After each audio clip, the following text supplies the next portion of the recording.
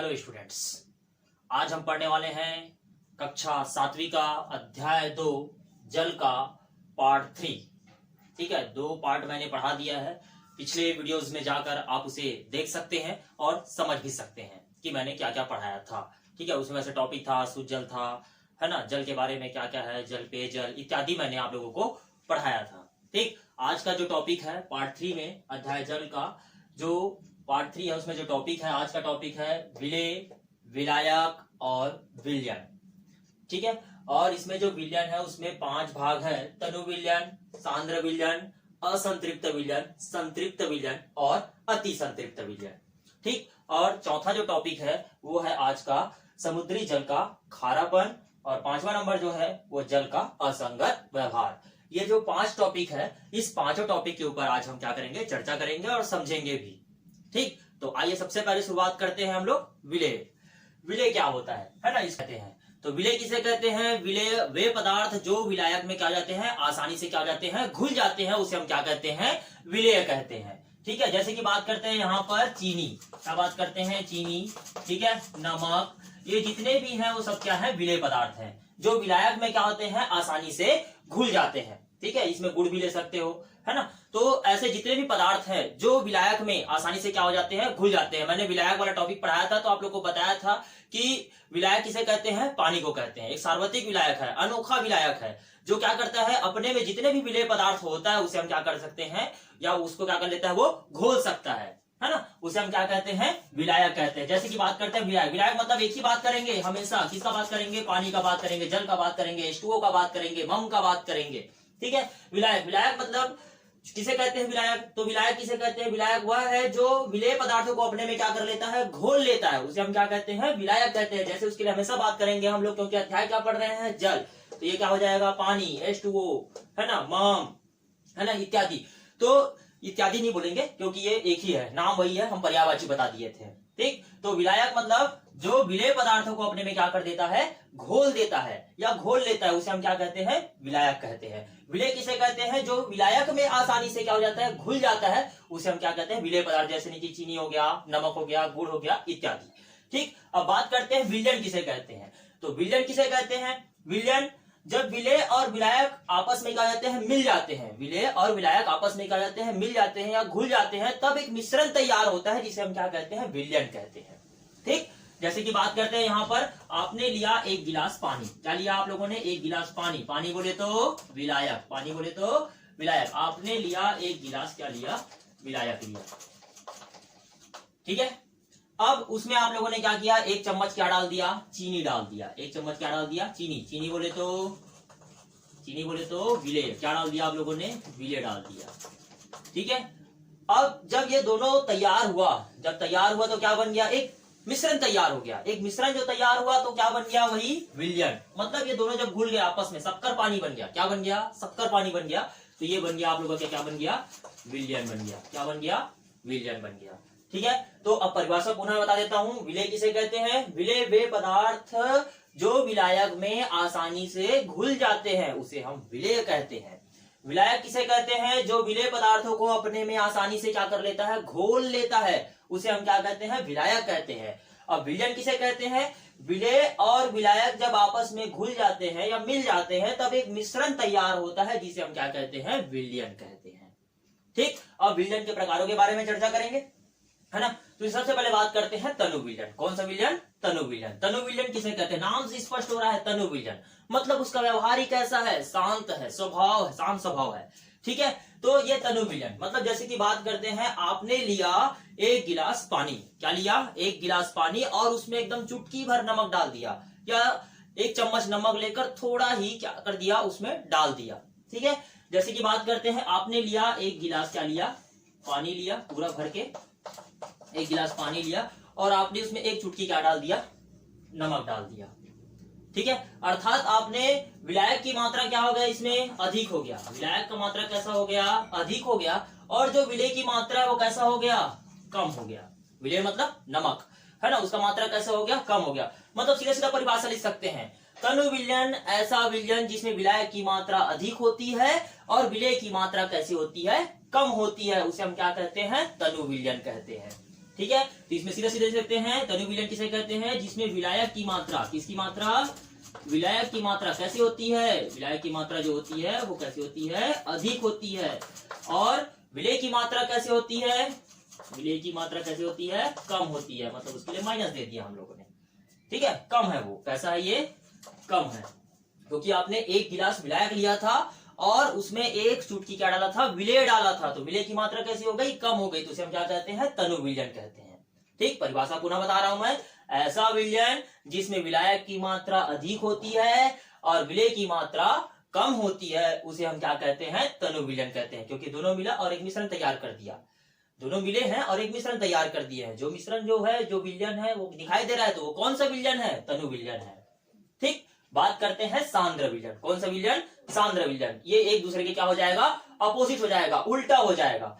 ठीक है, अब सांद्र विलयन, तो सांद्र विलयन जैसे की बात करते हैं, आपने लिया फिर से पुनः एक गिलास क्या लिया, पानी लिया या विलायक लिया, एक गिलास विलायक लिया, ठीक है, और उसमें आप लोगों ने क्या कर दिया, 10, 12, 13, 14, 15, 20, ठीक है, उसमें क्या डाल दिया, पूरा पूरा विलायक के जगह में उसमें क्या डाल दिया, नमक डाल दिया, पूरा 10 चम्मच क्या डाल दिया आप लोगों ने, नमक डाल दिया, है ना। अब वो विलयन कैसा हो जाएगा, गाढ़ा हो जाएगा, विलयन कैसा हो जाएगा, गाढ़ा, या एक गिलास की जगह आप क्या कर सकते हैं, यहाँ पर आधा, है ना, आपने आधा गिलास क्या लिया, आधा गिलास क्या लिया, विलायक लिया, आधा गिलास विलायक लेने के बाद में उसमें आप लोगों ने क्या किया, पूरा एक गिलास भर के, है ना, एक गिलास भर के या उससे ज्यादा आप लोगों ने क्या लिया, नमक ले लिया और उसको क्या कर दिया, उसके अंदर डाल दिया, घोल दिया। जब आपने घोला तो एक गाढ़ा द्रव तैयार हो गया या मिश्रण तैयार हो गया, जिसे हम लोग कहते हैं सांद्र विलयन। मतलब इसमें क्या हो गया, विलेय की मात्रा कैसे हो गई, विलेय की मात्रा कैसे हो गई, अधिक हो गई, ठीक है, और विलायक की मात्रा कैसे हो गई, कम हो गई, तो इसे हम क्या कहते हैं, सांद्र विलयन कहते हैं। ठीक है, परिभाषा क्या बन जाएगा, जस्ट अपोजिट बोला हूं, मतलब परिभाषा क्या बन जाएगा, ऐसा विलयन जिसमें विलायक की मात्रा कैसी होती है, कम होती है, विलायक की मात्रा कैसे हो जाएगी, कम हो जाएगी, ठीक है, और विलेय की मात्रा कैसी हो जाएगी, अधिक हो जाएगी, तो उसे हम कहते हैं सांद्र विलयन। ठीक, परिभाषा समझ आ गया होगा आप लोगों को, क्योंकि हमने आधा गिलास क्या लिया, पानी लिया और एक गिलास भर के क्या ले लिया, नमक ले लिया और डाल दिया, या शक्कर भी डाल सकते हो, बढ़िया मस्त चाशनी बना के। ठीक है, तो जो विलयन तैयार होगा वो कौन सा विलयन रहेगा, सांद्र विलयन रहेगा, कौन सा विलयन रहेगा, सांद्र विलयन रहेगा। ठीक, बात करते हैं अब असंतृप्त विलयन, कौन सा विलयन, असंतृप्त विलयन। अब असंतृप्त विलयन क्या होता है, नाम से स्पष्ट हो रहा है, जो विलयन आप तैयार कर रहे हैं वो पूर्णतः संतृप्त नहीं है, वो कौन सा विलयन बन जाएगा, असंतृप्त विलयन। जैसे कि अभी आप लोगों ने जो तनु विलयन तैयार किया था, ये बस उसी प्रकार से है। ठीक है, मतलब आपने क्या किया, एक गिलास क्या लिया, फिर से पुनः पानी लिया या विलायक लिया, पानी नहीं बोलूंगा, विलायक बोलूंगा, आपने लिया एक गिलास विलायक लिया और उसमें एक चुटकी क्या डाल दिया, विलेय डाल दिया, या एक चम्मच आपने क्या डाल दिया, विलेय डाल दिया। विलेय पदार्थ कुछ भी हो सकता है, इनमें से चीनी हो सकता है, नमक हो सकता है, ठीक है, एक चम्मच आपने क्या डाल दिया, विलेय डाल दिया। ठीक है, अब क्या उस एक गिलास पानी में हम और नमक या और चीनी नहीं घोल सकते, बिल्कुल घोल सकते हो उसमें। ठीक है, हम चाहे तो 2 चम्मच, 3 चम्मच, 4 चम्मच उसमें और घुल सकता है। ठीक है, अर्थात हम सीधे से परिभाषा लिख सकते हैं कि ऐसा विलयन जिसमें विलेय की और अधिक मात्रा घोली जा सकती है, ऐसा विलयन जिसमें विलेय की और अधिक मात्रा घोली जा सकती है, उसे हम क्या कहते हैं, असंतृप्त विलयन कहते हैं। क्योंकि आपने एक गिलास पानी लिया था, उसमें केवल 1 चम्मच नमक ही डाला था, क्या उसमें 2 चम्मच, 3 चम्मच, 4 चम्मच जो नमक है या चीनी है वो घुल सकता है ना, हाँ बिल्कुल घुल सकता है। तो बस उसी प्रकार से हम उसको परिभाषा बना रहे हैं, क्या परिभाषा बन रहा है कि ऐसा विलयन जिसमें विलेय की और अधिक मात्रा घोली जा सकती है, उसे हम लोग कहते हैं असंतृप्त विलयन।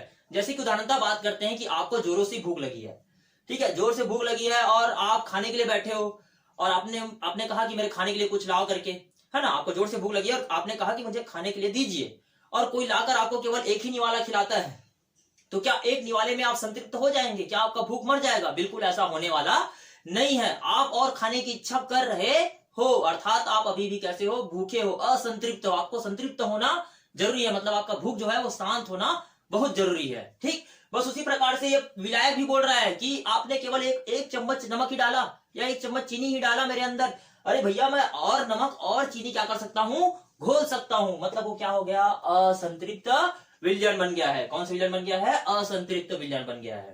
ठीक, अगला बात करते हैं इसमें संतृप्त विलयन, कौन सा विलयन, संतृप्त विलयन। बात करते हैं जैसे कि पुनः आपने लिया 1 गिलास विलायक, पुनः आपने लिया 1 गिलास विलायक लिया, और 1 गिलास विलायक लेने के बाद में उसमें आपने क्या किया, चम्मच है ना, चम्मच लिया और चम्मच से विलेय पदार्थों को क्या कर रहे हो, डालते जा रहे हो, डालते जा रहे हो और डालते जा रहे हो। ठीक है, और तब तक डालना है, तब तक डालना है किसी निश्चित ताप एवं दाब पर, तब तक डालना है जब तक दोनों का लेवल जो है वो बराबर ना हो जाए। मतलब नमक और क्या बोलना चाहिए, पानी, मतलब विलेय और विलायक दोनों का जो मात्रा है वो कैसा ना हो जाए, बराबर ना हो जाए। जब तक बराबर नहीं हो जाए तब तक उसको क्या करना है, आप लोगों को डालना है किसी निश्चित ताप एवं दाब पर। मतलब इसका परिभाषा हम लिख सकते हैं, क्या लिख सकते हैं कि ऐसा विलयन जिसमें विलेय और विलायक, ऐसा विलयन जिसमें विलेय और विलायक दोनों की जो मात्रा है वो कैसे आती है, बराबर हो जाती है किसी निश्चित ताप एवं दाब पर, तो उसे हम क्या कहते हैं, संतृप्त विलयन कहते हैं। एक बढ़िया सा परिभाषा बताया हूं, आप बुक में देखोगे और कहीं देखोगे आपको ऐसा परिभाषा मिलने वाला नहीं है। तो आप क्या लिख सकते हो कि ऐसा विलयन जो किसी निश्चित ताप एवं दाब पर, ऐसा विलयन जो किसी निश्चित ताप एवं दाब पर विलेय और विलायक दोनों की मात्रा कैसे जाती है, बराबर हो जाती है, तो उसे हम क्या कहते हैं, संतृप्त विलयन कहते हैं। जैसे कि बात करते हैं कि आपको, अब पहले आपको क्या लग रहा था, जोर से भूख लग रहा था, है ना, जोर से भूख लगी थी, आप खाने के लिए मंगाए थे, तो खाने के लिए मंगाए थे और आपने केवल एक निवाला खाया था, एक निवाला खाया था, आपका भूख अभी शांत नहीं हुआ था। अब आपके सामने बहुत सारे व्यंजन रख दिए गए हैं, है ना, अब बोला जा रहा है कि आप क्या कीजिए, पेट भर के खाइए। ठीक है, तो आप कितना खाओगे, जब तक आपका भूख शांत ना हो तब तक खाओगे, मतलब आप अपने भूख को शांत करने के लिए क्या किए, उसको खाए। ठीक है, मतलब आप कैसे हो गए, आपका भूख जो है वो समाप्त हो गया, मतलब आप कैसे हो गए, संतृप्त हो गए। कैसे हो गए आप, संतृप्त हो गए। बस उसी प्रकार से, मतलब ये विलयन जो था पहले जो तैयार हुआ था वो असंतृप्त था, उसको संतृप्त करने के लिए हमने क्या किया, दोनों को क्या कर दिया, बराबर, विलेय और विलायक दोनों को क्या कर दिया, हमने बराबर कर दिया। जब बराबर हो गया, ठीक है, तब ये बन गया संतृप्त। उसी प्रकार से आपने जब, है ना, पेट भर के खाया, है ना, अपना अपना भूख जो क्या कर लिए थे उसको शांत कर लिया, मतलब आप कैसे हो गए, आप संतृप्त हो गए। हाँ, आप बोलोगे हाँ अब मेरा भूख क्या हो गया, शांत हो गया, मतलब जितना मेरे को खाना था मैंने क्या कर लिया, खा लिया, इससे ज्यादा नहीं खा सकता। ठीक, अब बात करते हैं अंतिम जो है वो है अति संतृप्त विलयन। कौन सा विलयन है, अति संतृप्त विलयन। अब हुआ क्या, जो संतृप्त विलयन जो तैयार हो चुका था, ठीक है, संतृप्त विलयन मतलब जिसमें विलेय और विलायक दोनों जो था वो कैसा हो गया था, बराबर हो गया था, उसी विलयन को आपको उठा कर लाना है। ठीक है, उसी विलयन को आपको क्या करना है, उठा कर लाना है। कौन सा विलयन था, संतृप्त विलयन, उसी विलयन को हमने उठा कर लाया, और उठा कर लाने के बाद में उसको नीचे तली से क्या करेंगे, हम गर्म करेंगे। क्या करेंगे, नीचे तली से गर्म करेंगे, और उसमें क्या करेंगे, हम लोग एक एक चम्मच नमक मिलाते जाएंगे और घोलते जाएंगे। एक चम्मच जो संतृप्त विलयन बना है उसमें क्या करेंगे, 1 चम्मच नमक डालेंगे या 2 चम्मच नमक डालेंगे और घोलते जाएंगे। क्या उस विलयन में वो नमक या जो चीनी आप डाल रहे हो क्या वो घुलने वाला है, ऐसा बिल्कुल भी संभव होने वाला नहीं है। वो नीचे तली में जाकर क्या हो जाएगा, बैठ जाएगा, वो घुलने वाला नहीं है। मतलब क्योंकि वो पहले ही संतृप्त था, पहले ही क्या था, वो संतृप्त विलयन था। उस संतृप्त विलयन में आप नमक या चीनी को क्या कर रहे हो, विलेय या विलेय को क्या कर रहे हो, उस विलायक में घोल रहे हो, जो पहले से संतृप्त पड़ा हुआ है उसमें घोल रहे हो, वो घुलने वाला नहीं है, वो नीचे तली में जाकर क्या हो जाएगा, बैठ जाएगा। बस ये उसी प्रकार से है कि पहले उस बंदे को भूख लग रहा था, आपने एक निवाला खिलाया, है ना, उसको और जोर से भूख लगी, अब उसके सामने आपने बहुत सारा व्यंजन रख दिया, उसने अपने पेट भरते तक, अपने भूख को शांत करते तक खाया, बिल्कुल। अब उसके बाद बाकी व्यंजन जो बच गया है उसको कौन खाएगा, नहीं खा रहा है, आप क्या कर रहे हो, उसको जबरदस्ती खिला रहे हो, ले भैया खा, ले भैया खा। क्या होगा, वो खाने वाला है, बिल्कुल नहीं खाएगा। अगर खाएगा तो जितना खाया वो क्या हो जाएगा, बाहर हो जाएगा, वो खाने वाला नहीं है। ठीक, बस उसी प्रकार से यहाँ पर मतलब अति संतृप्त विलयन में जैसे ही संतृप्त विलयन को आपने वापस लिया, उस संतृप्त विलयन जो बना हुआ था उसमें आपने क्या किया, और नमक डाल रहे हो, और चीनी डाल रहे हो, और नमक डाल रहे हो, और चीनी डाल रहे हो, वो घुलने वाला है क्या, बिल्कुल घुलेगा नहीं, वो क्या हो जाएगा, नीचे तली में बैठ जाएगा। ठीक है, तो वो कहलाएगा अति संतृप्त विलयन, मतलब पहले से संतृप्त हो गया भैया, और उसको क्या कर रहे हो आप लोग, संतृप्त और खिला रहे हो, तो बिल्कुल वो खाने वाला नहीं है। जिसका पेट भर चुका है उसको और खिलाओगे तो क्या खाएगा, बिल्कुल नहीं खाएगा, वहां से चला जाएगा। और जबरदस्ती उसके मुंह में ठूस दिया तो क्या होगा, जितना उसने खाया उसको सबको बाहर कर देगा, कुछ नहीं रहेगा फिर।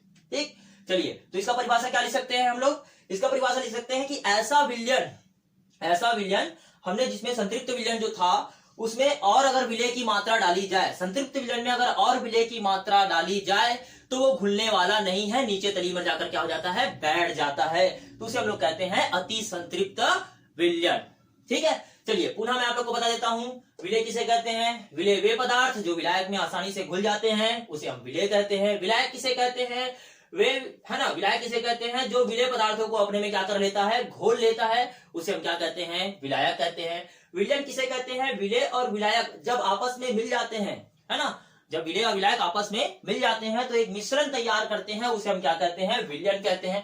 विलयन के प्रकारों के बारे में बताया मैंने आप लोगों को। तनु विलयन, ऐसा विलयन जिसमें विलायक की मात्रा अधिक होती है और विलेय की मात्रा कैसे होती है, कम होती है, उसे हम क्या कहते हैं, तनु विलयन कहते हैं। सांद्र विलयन, ऐसा विलयन जिसमें विलेय की मात्रा कैसी होती है, अधिक होती है ना, विलेय की मात्रा अधिक होती है और विलायक की मात्रा कैसी होती है, कम होती है, उसे हम क्या कहते हैं, सांद्र विलयन कहते हैं। असंतृप्त विलयन, ऐसा विलयन जिसमें विलेय की और अधिक मात्रा घोली जा सकती है, उसे हम लोग क्या कहते हैं, असंतृप्त विलयन कहते हैं। संतृप्त विलयन, ऐसा विलयन जिसमें किसी निश्चित ताप एवं दाब पर विलेय और विलायक दोनों की मात्रा कैसे आती है, बराबर हो जाती है, उसे हम क्या कहते हैं, संतृप्त विलयन कहते हैं। अति संतृप्त विलयन है ना, तो ऐसा विलयन जिसमें संतृप्त विलयन जो बना हुआ है उसमें अगर हम और विलेय की मात्रा जो डालते हैं वो घुलने वाला नहीं है, नीचे तली में क्या हो जाता है, ठोस रूप में बैठ जाता है, जिसे हम क्या कहते हैं, अति संतृप्त विलयन कहते हैं।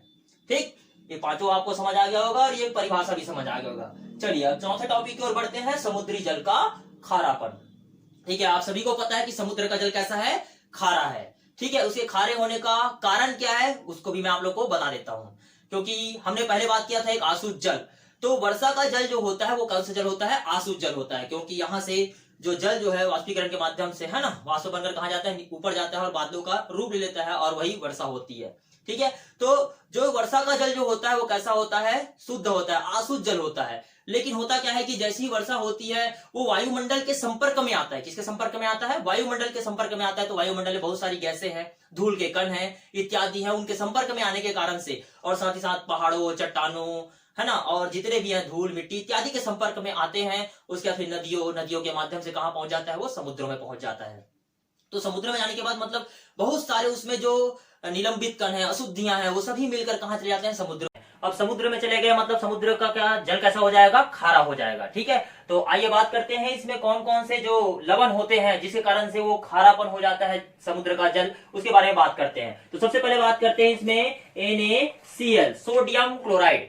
सोडियम क्लोराइड जो है वो जल इस समुद्र के जल में अत्यधिक मात्रा में पाया जाता है। ठीक है, बात ही करते हैं इसमें साथ में साथ मैग्नीशियम क्लोराइड है ना, मैग्नीशियम क्लोराइड MgCl। ठीक है, और बात करते हैं इसमें Ki, पोटेशियम आयोडाइड। क्या बात करते हैं इसमें, पोटेशियम आयोडाइड। और बात करते हैं इसमें सोडियम ब्रोमाइड, सोडियम ब्रोमाइड। तो ये जितने भी लवण की मात्रा है, समुद्री जल का खारापन जो होता है इसमें ये महत्वपूर्ण भूमिका अदा करते हैं जब समुद्री जल का खारापन में। ठीक है, तो इसमें कौन सा, सबसे पहले सोडियम क्लोराइड, दूसरा जो है आप लोग का मैग्नीशियम क्लोराइड, तीसरा जो है वो है पोटेशियम आयोडाइड, और चौथा जो है वो है आप लोगों का सोडियम ब्रोमाइड। ठीक है, तो ऐसे जो है ना समुद्री जल में जो खारापन है उसमें सबसे ज्यादा मात्रा में तो ये आप लोग का रहता है सोडियम क्लोराइड। ठीक है, और उसके साथ ही साथ क्या पाया जाता है आप लोगों का, आयोडीन है ना। जैसे कि बात करते हैं जब समुद्र से नमक निकाला जाता है, ठीक है, तो उसमें थोड़ी सी मात्रा में क्या मिला जाता है, उसमें आयोडीन मिला जाता है, जिसमें सबसे महत्वपूर्ण भूमिका होती है किसकी, पोटेशियम आयोडाइड की। ठीक है, इसकी एक निश्चित मात्रा उसमें मिला दी जाती है और मिलाने के बाद में वो आयोडीन युक्त नमक बन जाता है। जब आयोडीन युक्त नमक बन जाता है तो वो हमारे लिए है ना मार्केट में भेजा जाता है, और जब हम उसको ग्रहण करते हैं तो आयोडीन युक्त नमक ग्रहण करने से होता क्या है कि जो घेंघा रोग जो होता है वो कभी होने वाला नहीं है। इसीलिए हमें हमेशा क्या करना चाहिए, आयोडीन युक्त नमक का उपयोग करना चाहिए। तो ये तो जो था मैंने आप लोग को बताया समुद्री जल का खारापन, मतलब समुद्री जल जो है वो खारा कैसे होता है। ठीक, चलिए अब बात करते हैं जल का असंगत व्यवहार। क्या बात करते हैं, जल का असंगत व्यवहार। जिस प्रकार से हम बात करेंगे कि अगर हम तालाब में जाते हैं या कहीं हमने पानी देखा भरा हुआ तो उसमें हम क्या करते हैं, पत्थर लेते हैं और क्या करते हैं, उसके हम क्या करते हैं, फेंक कर मारते हैं। ठीक है, फेंक के मारते हैं तो क्या होता है, पत्थर जो है वो क्या हो जाता है, नीचे क्या हो जाता है, जाता है और सीधा डूब जाता है। ठीक, लेकिन अभी गर्मियों का मौसम है और गर्मियों के मौसम में आप क्या करते हो, शरबत बना रहे होगे। ठीक है, घर में बैठे होगे, नींबू का शरबत बना रहे हो, शरबत बनाने के बाद में आप क्या करते हो, है ना, उसको ठंडा करना है तो आप क्या करते हो, है ना, फ्रीजर से क्या निकालते हो, आइस निकालते हो, और आइस निकालने के बाद में उसके ऊपर डालते हो। आप देखते हो कि वो जो बर्फ जो है, जो आइस डाल रहे हो, क्या होता है, उस शरबत के ऊपर, उस पानी के ऊपर क्या होता है, तैरता है। ऐसा क्यों होता है, क्योंकि वो भी तो ठोस है, उसको भी तो डूब जाना चाहिए था। क्योंकि आपने पिछले वाले में अभी बताया मैंने कि आप पत्थर लेते हो, पानी में फेंकते हो, क्या जाता है, डूब जाता है, लेकिन वो भी तो ठोस है, बर्फ जो है वो क्या है, ठोस है, उसे भी डूब जाना चाहिए था। लेकिन ऐसा बिल्कुल भी होने वाला नहीं है, क्योंकि जो बर्फ का घनत्व जो होता है वो जल के घनत्व से कैसा होता है, कम होता है। इसीलिए वो क्या होता है, पानी के ऊपर क्या होता है, तैरता है। ठीक, चलिए तो बात करते हैं इसमें जल का असंगत व्यवहार। यही है जल का असंगत व्यवहार, मतलब जब आपने पत्थर मारा तो पत्थर डूब गया, लेकिन वो ठोस था। ठीक है, तो बर्फ भी ठोस है, उसको भी डूब जाना चाहिए था, लेकिन ऐसा बिल्कुल भी नहीं हुआ, क्योंकि पत्थर का घनत्व जो था वो जल के घनत्व से अधिक था, इसलिए डूब गया। लेकिन यहाँ पर बर्फ का घनत्व जो है वो जल के घनत्व से कैसा है, कम है, इसीलिए वो क्या हो गया, उसके ऊपर तैरते रहा। ठीक, चलिए इसमें आगे चर्चा करते हैं। जैसे कि बात करते हैं, आप लोगों ने देखा होगा कि अगर बात करें तो आप है ना ठंडे प्रदेशों में देखे होंगे कि जब मौसम जो है वो 0 डिग्री सेंटीग्रेड पर पहुंच जाता है तो वहां पर जितने भी झील है, नदियां हैं, तालाब है ना, वो सब क्या हो जाते हैं, बर्फ के रूप में परत जो है वो बन जाता है, ऊपर जो चादर ढक जाता है। ठीक है, तो वहां पर जितने भी जहाज जो इत्यादि चलने वाले हैं उनको बहुत सोच समझ कर चलना पड़ता है। होता क्या है कि जो बर्फ जो है ना, उसमें होता क्या है कि जब भी हम क्या करते हैं, एक गिलास, जैसे एक उदाहरण के तौर पर समझते हैं यहाँ पर। ठीक है, आपने एक गिलास लिया, एक गिलास में आपने क्या लिया, पानी लिया, और पानी लेने के बाद में आपने उसके ऊपर क्या डाल दिया, उसके अंदर क्या डाला, बर्फ डाला। तो बर्फ आप देखे होंगे कि ऊपर वाला भाग ही इतना दिखाई देता है, बाकी नीचे वाला भाग डूबा रहता है। ठीक है, अर्थात हम कह सकते हैं कि इसमें जो है 1/9 भाग जो होता है वो सतह के ऊपर होता है। कहाँ होता है, सतह के ऊपर होता है, लेकिन 8/9 भाग जो होता है वो कहाँ होता है, सतह के नीचे होता है, अर्थात उस पानी के नीचे होता है। तो जब भी ठंडे प्रदेशों में जब भी वो जो पानी या बोल सकते हैं जो पानी जहाज जो होता है वो जब चलता है तो बर्फ जो ढकी रहते हैं उनसे थोड़ा सा बचकर चलते हैं, क्योंकि हमको अंदाजा नहीं होता कि वो कितना भाग नीचे होगा, कितना भाग ऊपर, तो हमको नजर आता है, लेकिन कितना भाग नीचे वो हमको समझ नहीं आता, इसीलिए बहुत ही आसानी से सुरक्षा के साथ उसको चलना पड़ता है। ठीक है, आपने टाइटैनिक वो मूवी देखा होगा, टाइटैनिक जो जहाज है उसको भी देखा होगा आप लोगों ने, उसमें वो कहानी भी सुनी होगी और साथ ये तो बयान है, उसको जानते भी हो आप लोग। ठीक है, वो टकराया था और टकराने के बाद में दुर्घटना हुई थी, और दुर्घटना एक बर्फ इसी प्रकार से बर्फ के गोले से क्या हुआ था, टकरा गया था। वो बहुत बड़ा चट्टान था, उस बर्फ से उसे टकरा गया था, टकराने के बाद में दुर्घटना हो गई थी, और बहुत सारे उसमें है ना, मतलब जो भी उसमें यात्री कर रहे थे, यात्रा जो है कर रहे थे, यात्रियों की क्या हो गई थी, मृत्यु हो गई थी।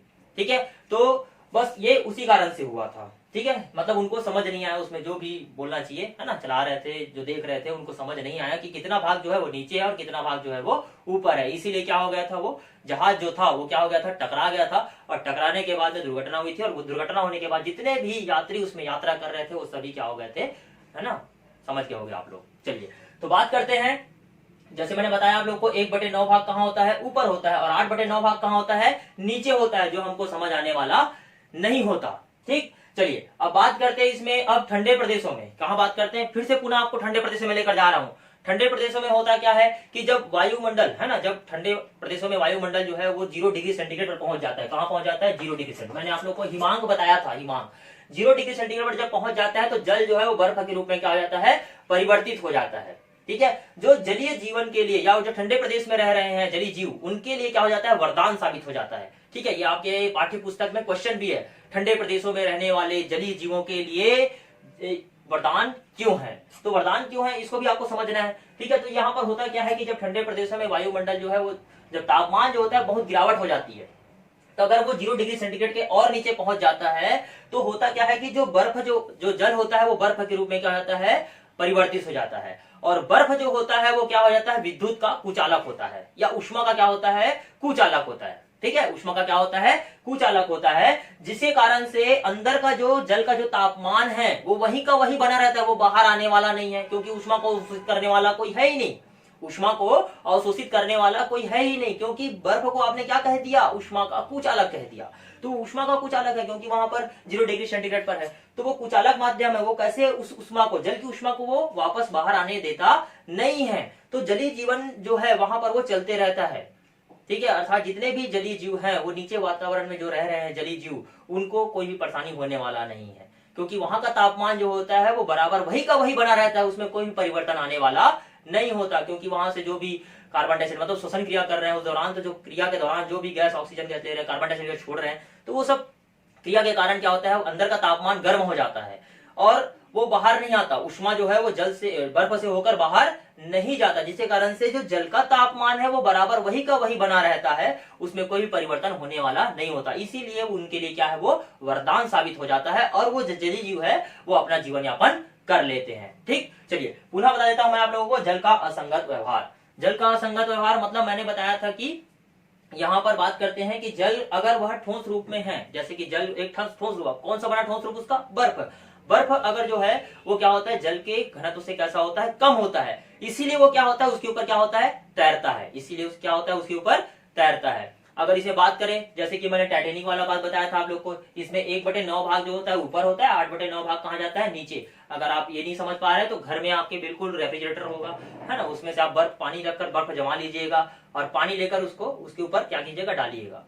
डालने के बाद आप देखेंगे कि बहुत सारा भाग जो होता है वो नीचे होता है और बहुत कम भाग जो होता है वो ऊपर होता है।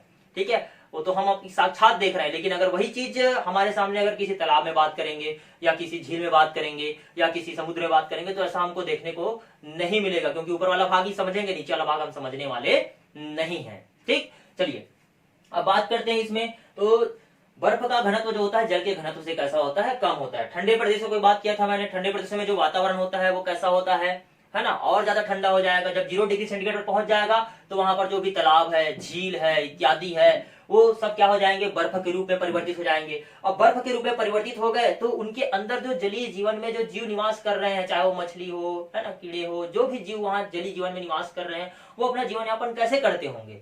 तो हम कह सकते हैं कि जो बर्फ जो होता है वो क्या होता है? उष्मा का क्या होता है? कुचालक होता है। बर्फ जो होता है उष्मा का क्या होता है? कुचालक होता है। तो होता क्या है कि जो जल का जो तापमान है वही का वही बरकरार रहता है, उसकी जो उष्मा है वो बाहर जाने वाली नहीं होती, क्योंकि वहां पर बर्फ का परत जम गया है, क्योंकि वो कुचालक है उष्मा का, वो अवशोषित नहीं करने वाला। इसीलिए होगा क्या कि जो जल का जो तापमान है वही का वही बना रहेगा, उसमें कोई परिवर्तन होने वाला नहीं है। इसीलिए जो जलीय जीव है वो अपना जीवन यापन उस ठंडे प्रदेशों में कर लेते हैं। ठीक, समझ आया होगा आप लोगों को। तो आज मैंने जो 5 टॉपिक पढ़ाया है, इससे रिलेटेड जो क्वेश्चंस आपके बुक में दिए गए हैं बिल्कुल उसको निकाल कर देखिएगा। इससे रिलेटेड बहुत सारे क्वेश्चन दिए गए हैं। ठीक है, जितना आपको समझ आया बिल्कुल आप उसको लिखने का भी प्रयास करेंगे, और जहां समझ नहीं आया बिल्कुल आप मुझे व्हाट्सएप के माध्यम से या मेरे नंबर भी है उसमें कॉल करके आप पूछ सकते हैं। ठीक है, और ये अध्याय जब पूरा हो जाएगा तो उसके जितने भी नोट्स हैं मैं आप लोगों को क्या कर दूंगा, उसको सेंड कर दूंगा PDF फाइल बना करके। ठीक, चलिए तो अब अगला जो पार्ट्स हम लोग पढ़ेंगे, है ना, उसमें 2-4 टॉपिक और बचा हुआ है ना, उसको हम समझाएंगे और ये अध्याय भी क्या हो जाएगा? खत्म हो जाएगा। ठीक, आज के लिए इतना। ठीक।